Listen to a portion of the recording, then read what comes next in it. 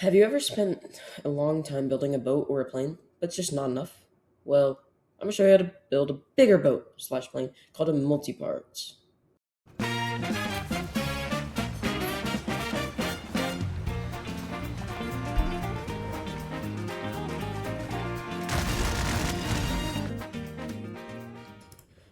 So the first thing you usually do when building a boat is try to find the frame.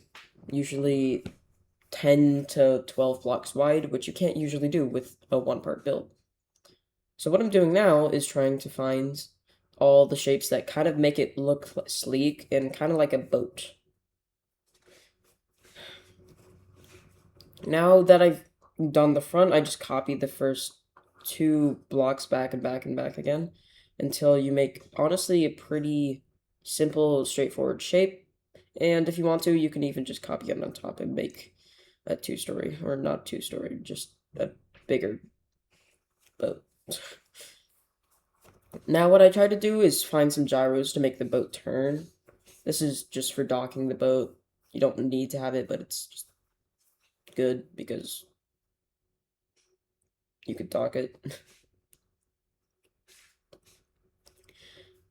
Now, what I tried to do is trying to get the end of the first part, which is going to be a 4x4 into a 4x4 wedge. Now I'm adding the engines, that way it can actually move.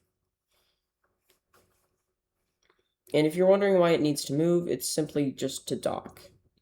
You can pick one part and control the entire boat via that, but it's better to just add engines and connect it with RC blocks. So now what you usually need to do is just add floating devices because you don't want it to sink.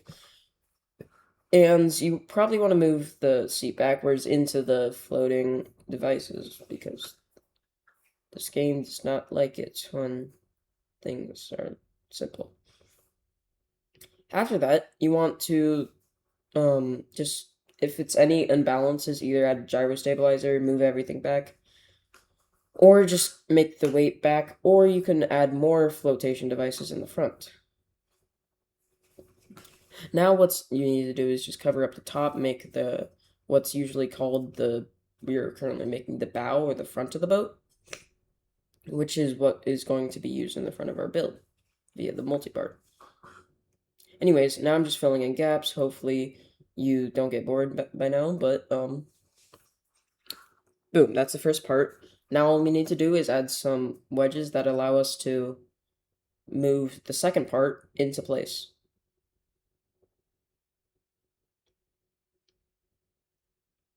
Obviously, you want to do it on both sides. You don't have to use this design, but you can because it just helps me the most.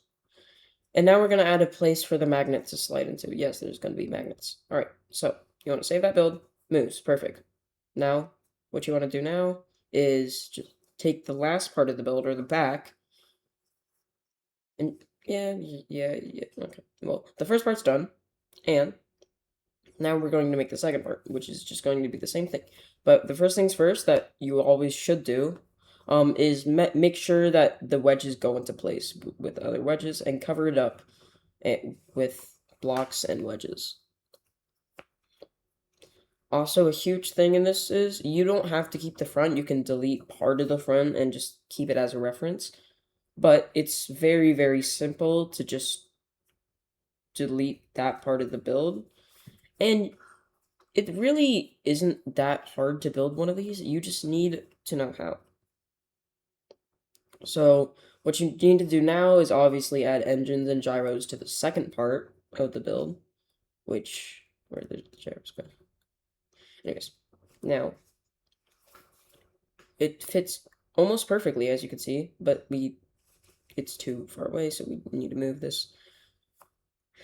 Now, you will see that it has the same height and width of the first part, which is critical when you're making a huge boat like this, to make sure everything aligns perfectly, or else it probably won't work, especially when docking. Now I need to add a gyro for turning, and it should work like a regular boat now, so if I just delete this part. And then, but last things last, you want to add a magnet to the build, that way you can connect to the other build, or other part of the boat, without damaging it. See, as you can see, it could fit in pretty perfectly.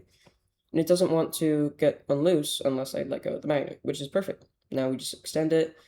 And you can add anything on top of this. This is just how to make the connection pieces.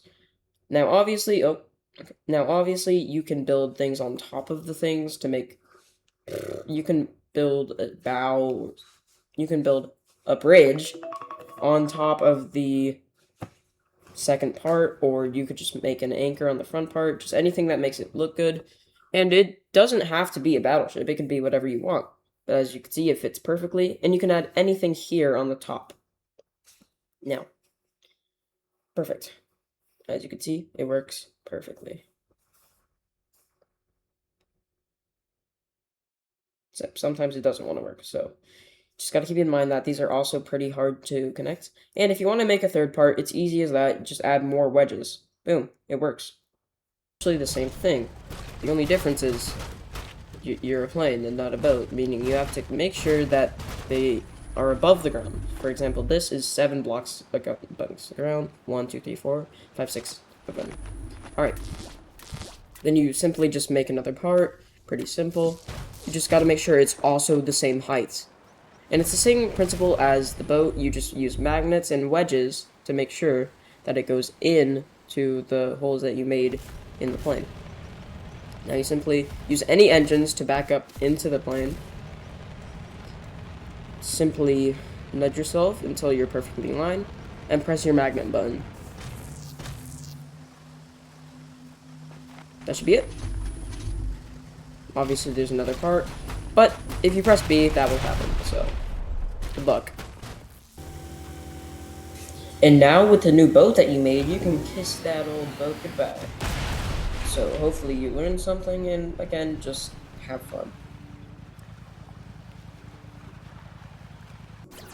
Now, if you enjoyed this video, I really hope that you would like and consider subscribing, but that's really it. I hope you'd enjoy this video, and I hope you learned something on how to make big boats and big planes.